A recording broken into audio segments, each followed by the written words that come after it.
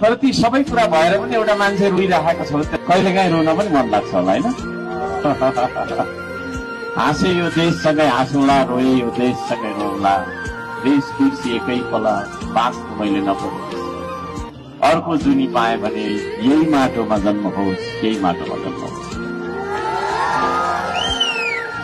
ढुङ्गा छुँदा मेरो देश, माटो छुँदा मेरो देश, पानी छुँदा मेरो देश, हिमाल देख्दा मेरो देश, तराई देख्दा मेरो देश,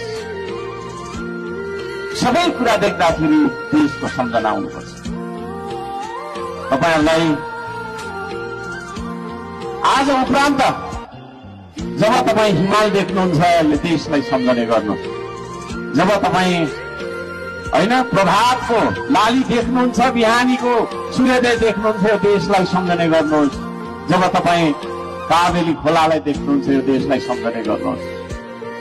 यो देशको याद हामीलाई आउनुपर्छ, यो देशको माया।